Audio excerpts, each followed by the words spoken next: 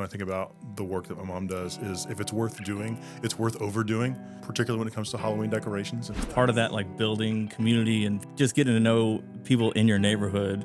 The church hasn't always had the best or most perfect relationship with Halloween. We three are good and faithful Christians who are fans. This is Pod Strangely Warmed, a place where we tell the good Methodist story, where we have conversations that invite followers of Jesus to seek after that loving, just, and free world that God imagines for us all, and have a little fun along the way. Hey, and welcome back to Pod Strangely Warmed. I'm Daniel Hawkins, your host, and we are in the Fort Worth studio today. And guess what? Dustin's on camera. He's not excited about this, but we are. And he is on camera on purpose because this is a Halloween special. We are coming out the week of Halloween. And we're super excited to look at and celebrate your favorite holiday of the year. The jack-o'-lantern is in our midst, both on your hat and on your shirt and all around us. And so we are ready to go. And we're joined today by Matt Ybanez. Matt, thank you so much for being here. I'm thrilled to be here.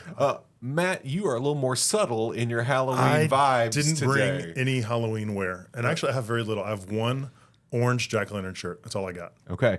But for a number of years, we lived in the same neighborhood, and your house was known for being one of the places you wanted to go by and see because it was decked out at Halloween. Oh, so much fun. So you can dress the house Christmas. even if you're not rocking the vibes yourself. So it's good. That's good, though. Most of the time, I'm awful at Halloween costumes. I do all the Halloween decorating in my house and outside the house, but putting on costumes, I'm not good at either. So I had no choice this year but to get a costume.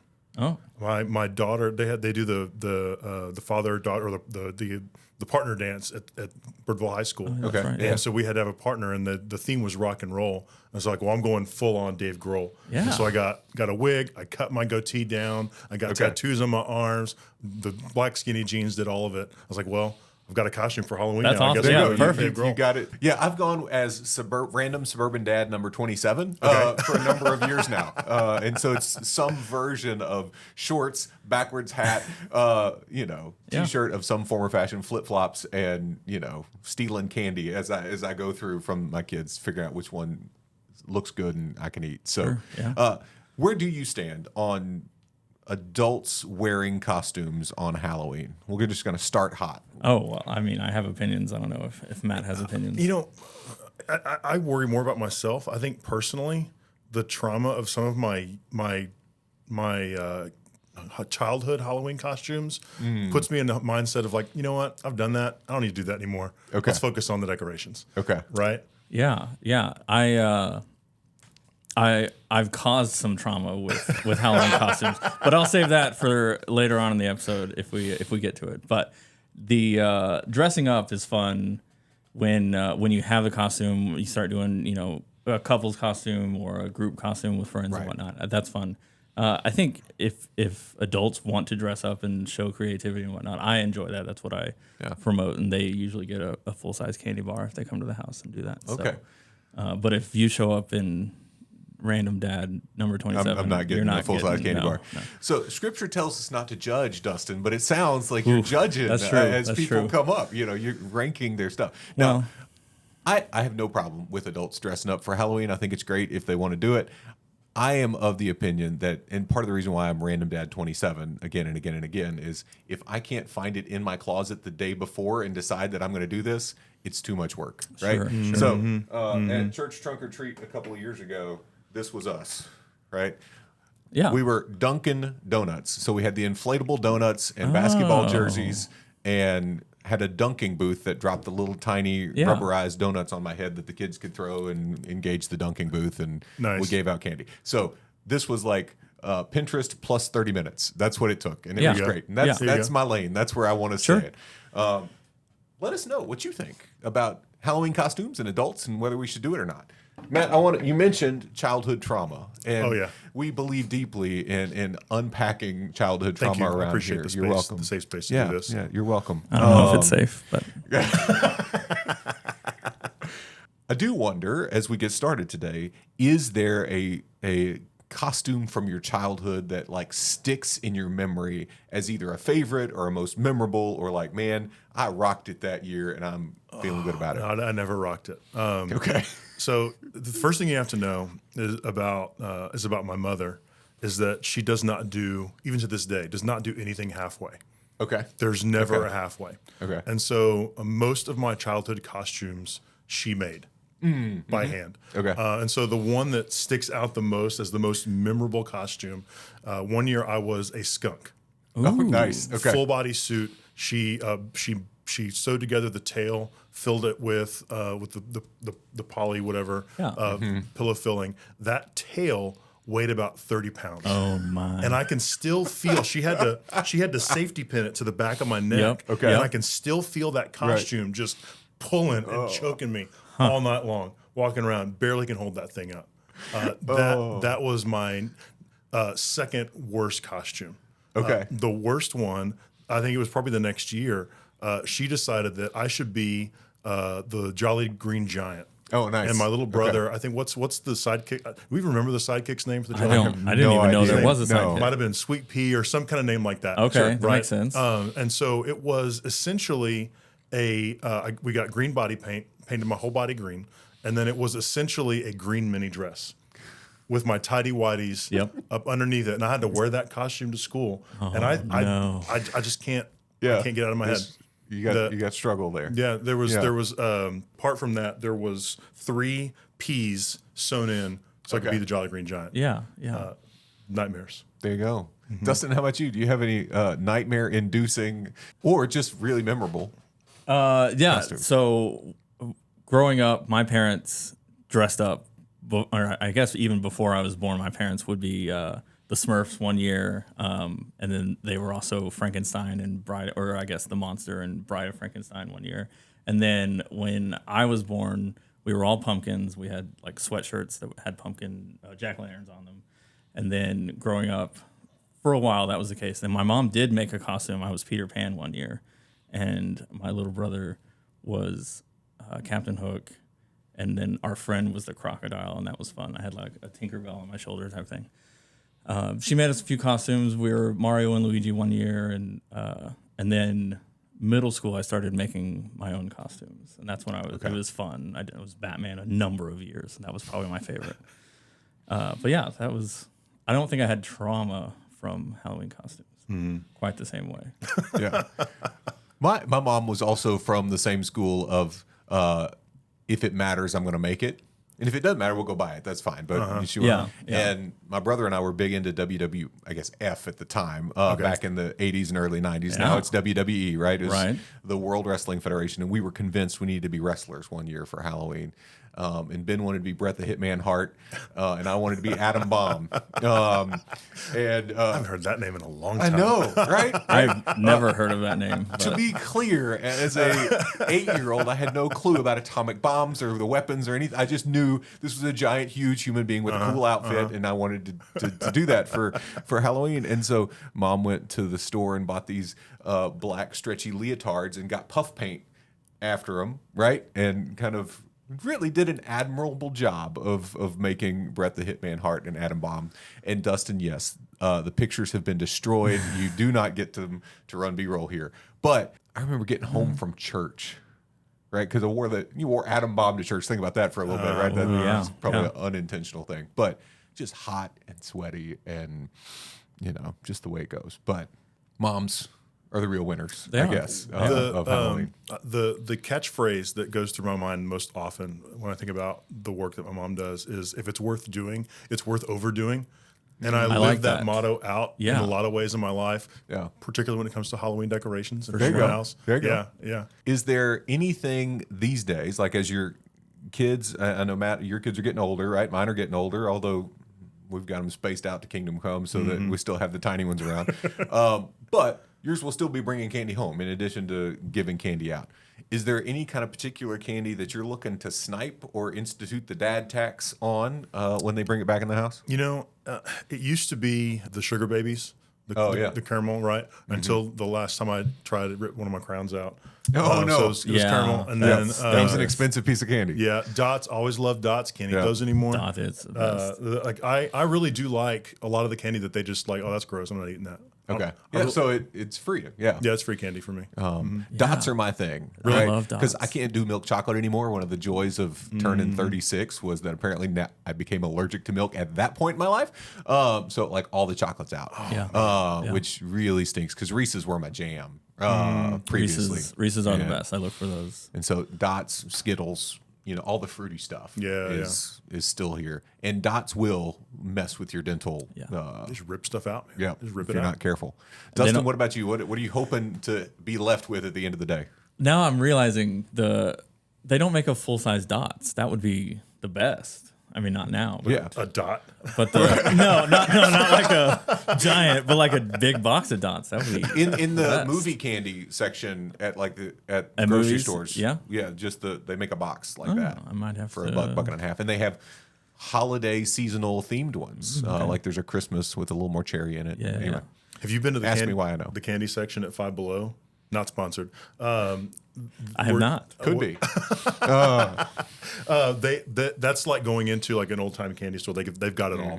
Okay. They've got it all in Okay. there. Yep. Yeah, I'll go check it out. Candy that I hope is left over: peanut butter M&Ms or Reese's. I mean, obviously I'm a peanut butter fan over here, so that's the. But they also are very popular, and they're not usually left over. So That's true. My subtle candy that nobody else likes at Halloween and kind of moving into kind of Thanksgiving, I'm a candy corn guy. yes, Count me in. Oh, I do It like is candy good stuff. Yeah. The little pumpkins are great. It's all good. This And- is and my kids- controversial, but everyone at this table likes it. So Hey, we're the good. three of us agree, therefore God agrees too. is a so safe place. It's a safe thing, right? It's all good. Jokes aside, Halloween is often experienced as a very positive and fun kind of environment, right? We three are good and faithful Christians who are fans, right, of the experience of it, not just the getting dressed up, but the whole community coming together, getting to experience. We lived in the same neighborhood where it was like a thing. Oh, yeah. Where people came from, miles around, literally, to come walk the neighborhood. And it's just, there's powerful experiences and expressions of community. I still remember the house that was about a block down from yours, where every year they set up like the giant TV screens and have football games going, right? Yeah. It's the dad stop, right? It's the designated, your kids are going to keep going. You're going to sit here for about 10 or 15 minutes. They got football and baseball playoffs going on. and beverages, and it's just a great chance to kind of experience community, meet some people you didn't know, and all of that.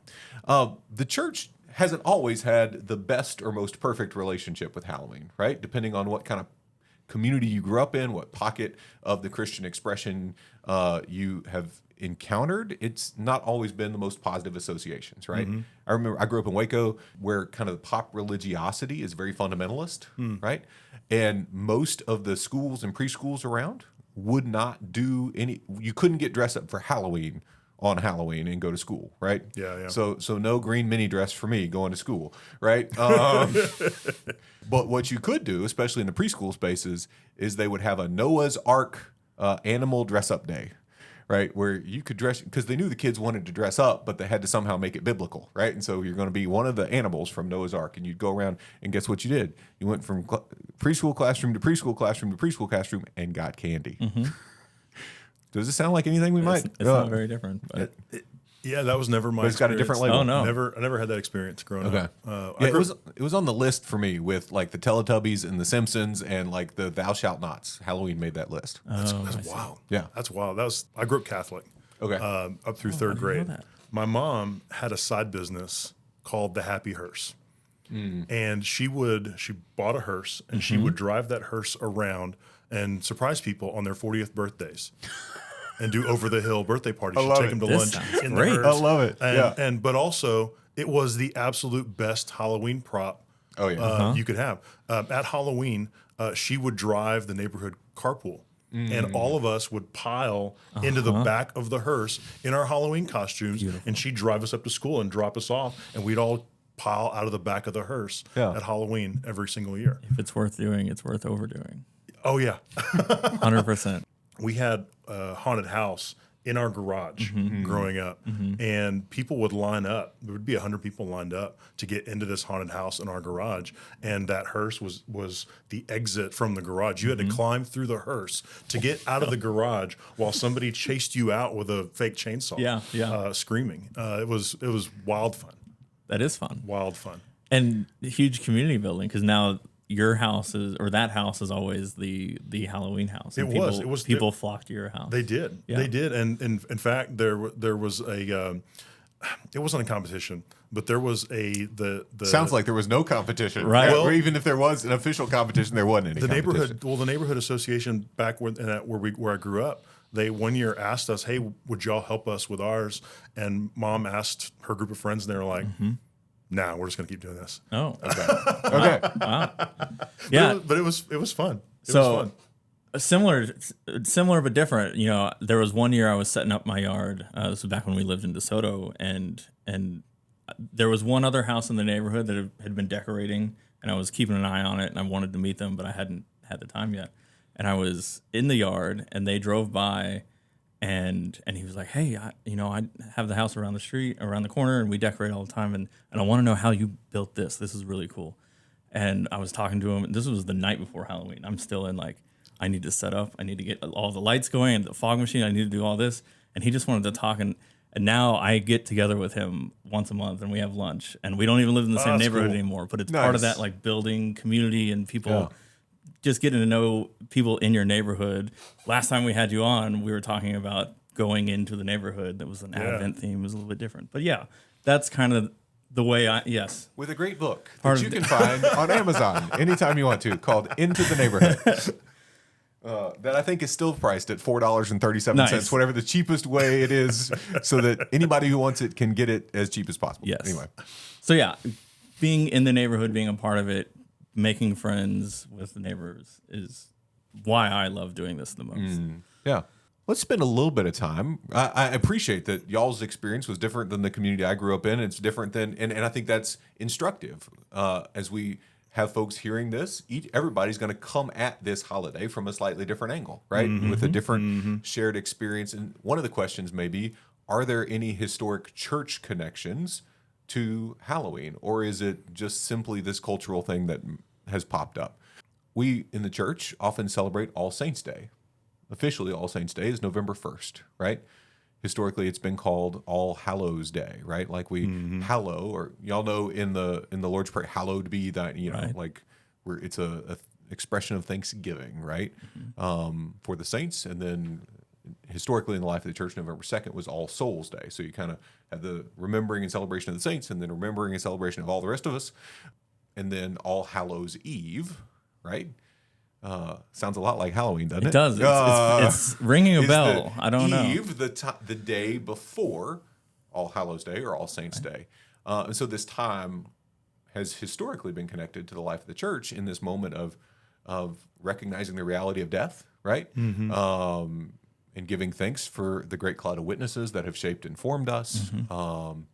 And so some of the spooky parts of Halloween, that death and ghosts and all that kind of stuff, it have in some way a connection to at least the church's manifestation of how we remember and celebrate our life, right? It's a time where we, often struggle to deal with how do we deal with death well, right? Yeah.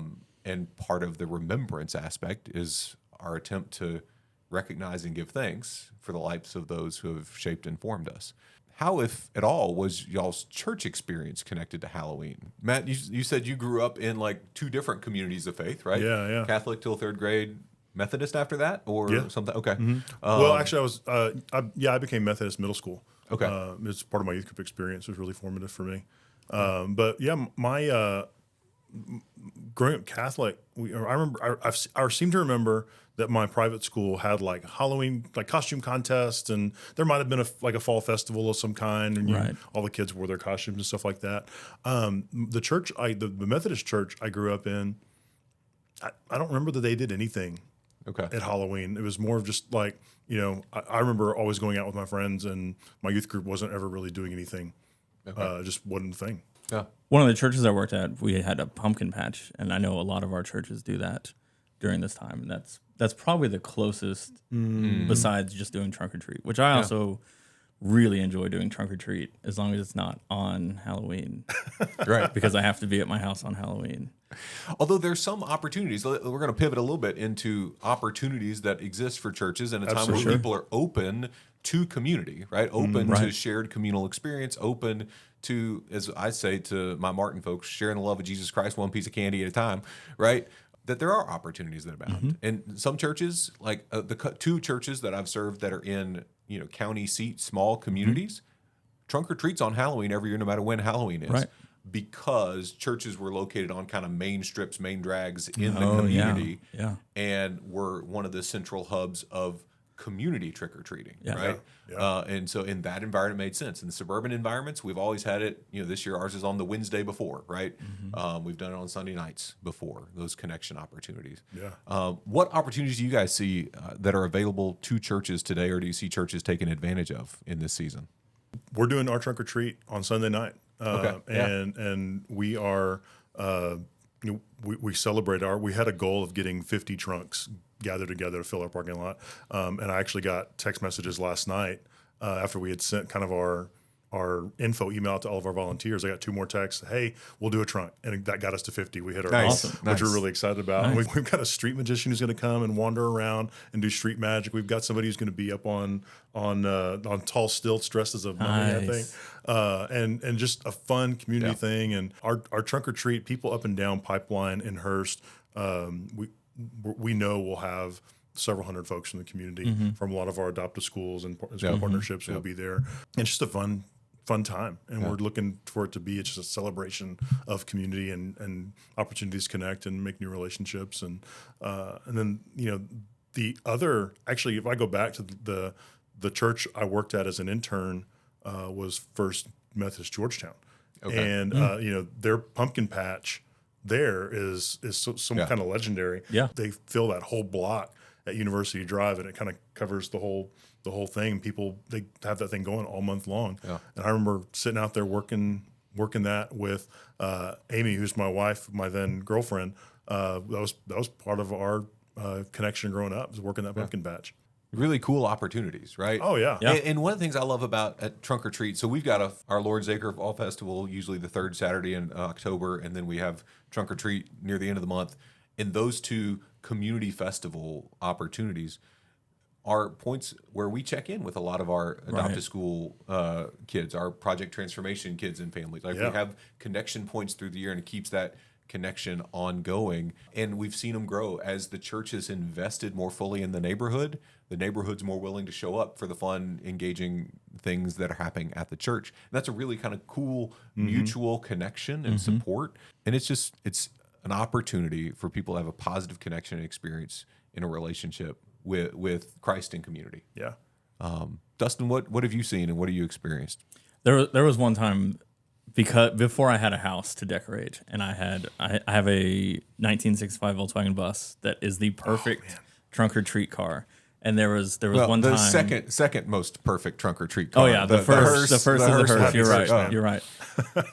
Yes, that's very true. I went to 3 different trunk or treats in a week. One of them was on a Wednesday night at a church where I had some friends at, and then another one Sunday was at the church that my parents attended, and then the last one was the church that I went to. And so we all jumped in the bus. We were Adam's family that year, so I was Uncle Fester, and my brother and his wife were Morticia and Gomez, and then my dad was Lurch, and my mom was Grandmama, and we all loaded up in the bus and drove to church and handed out candy, and that was it was a fun family event to all, like, driving in the bus is a whole adventure in itself, but then also just seeing all of our churches, and I would like to someday do that again with a lot of our churches in the conference. That would be a fun road trip. That'd be really cool. Not this year, but maybe maybe in the future. I think that'd be cool. Sounds like you got an opportunity Sunday and Wednesday to be engaged. It does, yeah. And the drive is essentially the same both times. So this is true. This is true. We'll see you Sunday. Okay. Yeah. 51. Yeah, 51. Yeah. No, I do think there are a lot of profound opportunities, especially in this season. We've got Advent just around the corner, right? Advent is a time in which we hope to share the good news of incarnation with how many people? As many as we possibly can, right? And if a relationship can be started or furthered in our community at Trunk or Treat because we're willing to celebrate their kids and give them candy and, have contests for the best, costume, do those kinds of things, that's a win all the way around, right? And it's a sign to our neighborhood that we are connected with you, we're invested in you, and we care about you. It wouldn't be Pod Strangely Warmed if we didn't also take a moment to explore the best, worst, and weirdest aspects. We typically do that related to ministry, and if you haven't seen our first compilation episode of Best, Worst, and Weirdest, Matt wins the award for loses. Well, you lost Yeah. in the moment and you won Very much so. later in the storytelling. You'll have to go back and watch that episode. So. Involves being shoulder deep in a sewer clean out on day 6 on the job. Yeah. Something Yeah, like that. Brand new. Brand new. God bless you. You're still here. Which, I made it. Which says a Yeah. lot. Yeah. Yeah. But as you think of either your personal Halloween experience or your church connected trunk or treat or other experience, what are some of the best, worst, or weirdest moments from your experience here? So I'll give Matt a little bit more time to think on his. But another year before I had a house of my own, some friends of mine who knew I liked to decorate for Halloween, they invited me to decorate their house. And then on Halloween, we handed out candy. And this was before I was Methodist. And this was another Methodist pastor. So it's kind of, it's definitely a God thing how those things work sometimes. But many years ago, before I was Methodist, I was friends with a Methodist. And he said, come decorate my house for Halloween, come hand out candy. And I had this scary costume and a sledgehammer, and I would scare kids. And he had a Frank the Bunny costume from Donnie Darko, if anyone knows what that is. And he was scary, and his wife was handing out the candy. So we were just having our fun, scaring the neighborhood kids and whatnot. And these 3 girls came up, and they were dressed as like Disney princesses or something, and they all got their candy, and I'm standing there with a sledgehammer behind my friend's wife, and I just kind of lean over, and as I do that, those 3 teenage girls run away, and their 8-year-old little brother dressed as Spider-Man without his mask on. Oh no! Sees me and then just bursts out crying and runs to his parents. Not my best moment. No. His parents thought it was hilarious, so that worked out, but it was that was a fun night, excluding that moment, but also that house. I wasn't able to come back the next year, but You were banned from the neighborhood. Yeah, I heard around the neighborhood that was the scary house, and not as many kids came by that year because they didn't want to be scared. So I take it as a win because I like scaring, but not everyone else will think the same. We were having the debate at Bible study last night. A couple was working on their trunk for trunk or treat, and one of them was pro scary trunk, and one of them was anti scary trunk. And I said, like, trunk or treat, there's a limit. Sure, trunk or treat, Right? no limit. There's, we don't want people running away from church screaming and crying and sad. But your friend's house, it's all good. It's fine. Yeah.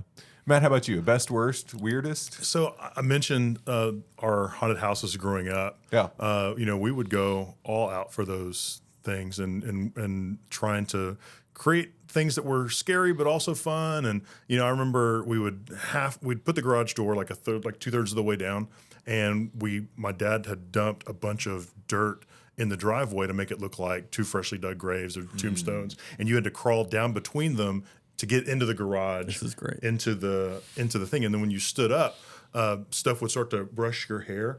And my mom had gone to the grocery store and bought chicken feet and tied fishing line to them. And I almost brought some chicken feet for the decor today, but didn't. Really? Yeah. Well, so they were like witch hands, and they would they would drag through your through your hair as you walk through. A smell that you cannot forget. Yeah. And then as soon as you turn the corner into the next room, there was a strobe light going, and there was a fog machine, and then there was our one of our neighbors, the snake guy, had an 8-foot python draped over his shoulders, and he would wave it in your face as you came around the corner. Live snake, just kind of just tongue in your face, and we thought it was the funniest thing in the world. Sure, and you'd hear the screaming and sometimes people have interesting screams. They do, but sometimes it would get everybody cackling so bad we'd have to stop the haunted house and reset so we could keep going. Yeah. And so this was our tradition for a few years, and people kind of began to know, well, there was a snake. Well, the last year, when it really kind of ended, we called the snake guy and said, hey, we're doing the haunted house again. We'd love for you to come out and do this again. And he said, well, y'all, I would really love to come and be the snake guy again, but I lost the snake. Oh, no. The 8-foot python got out in our neighborhood somewhere. No. And, oh, Lord. And was never to be heard from again. I don't like snakes. That's a heck of a sentence. I lost the snake. Yeah. And it's not a small one. 8-footer. 8-foot. Why is it always got to be snakes? And it just does. That's the way it is. Oh, I got nothing on that, Matt. I'm not even going to tell my best, worst, or weirdest. That is, I think you win this episode as well. No. Although I do say, having heard the stories of your mom's approach to Halloween, your house could step up a notch or two. I'm just saying. I mean, you're already like 6 notches above me. Let me be clear, but you've got a family tradition to uphold here. It's right. I mean, it's worth doing. That's where it comes. Overdo it's it. worth doing. It's worth overdoing for sure. Yeah. And I don't know what I'm gonna do to my house this year. This is our first year in the new space, and I don't know what's gonna. I left all the mausoleum parts behind. I didn't bring any of it with me. So whatever it is gonna have to be brand new. Start scratch. Yeah, I know. Okay. I hear there's a 20-foot tall guy at Lowe's that you can buy that just inflates in the front yard. It's the whole DIY thing. I got to do it. Yeah, I like doing it myself. Yeah. Well, very good. What's your best, worst, or weirdest experience on Halloween? How is your church engaging this holiday that connects community and has some surprising faith-connected roots? We want to know. So share with us. Let us know. Thank you guys both for being on the podcast today. It's been a lot of fun. A lot of fun. And Dustin, you look good on camera. Oh, thanks. Thanks for being here. Make sure you give this a like and a share so that we can get Dustin back on camera again and again. Because it's fun. Absolutely. It is. Matt, thanks for your time. Dustin, thanks for pulling double duty this morning. I'm glad you had a hand. You had a hand to help you do that. Until next time, I'm Daniel Hawkins, and this is Pod Strangely Warmed.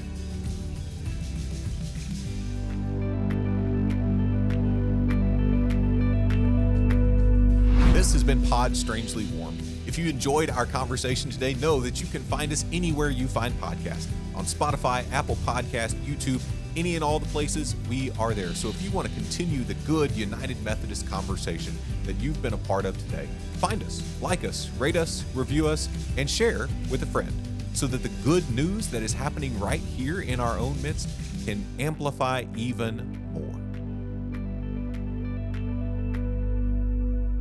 What'd you have for breakfast?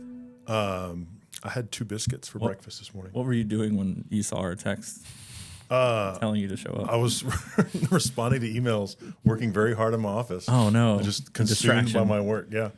Good. Yeah. All right. I definitely did not forget. I definitely got here early. Okay, we're good. Okay. I had a breakfast burrito for breakfast. I didn't have a that was breakfast. cooked a week ago and stuck in the freezer. Drank a Magic Mind, not sponsored. Magic Mike. Magic Mind. It's a sponsor on a lot of podcasts, so it's funny that I talk about it on our podcast that it's not sponsored. Oh, yeah. Please sponsor us. We don't have any of those. Sponsors are welcome. We were just saying we need more people on the comm staff, so sponsors welcome anytime. This being the Halloween episode, oftentimes on movie sets, the Halloween episode is when things go terribly wrong all the time. When I unloaded all the equipment from the truck this morning, the wheel on one of my carts just completely fell off, and I had to just drag it all the way up here. And then as I'm setting up these lights, I didn't clamp this one on all the way, and it fell as I was working on other things and was like this far away from hitting my head.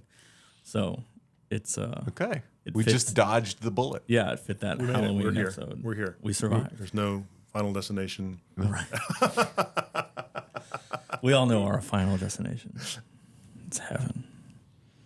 Okay. It's an important add-on on the Halloween episode. Good. That's good.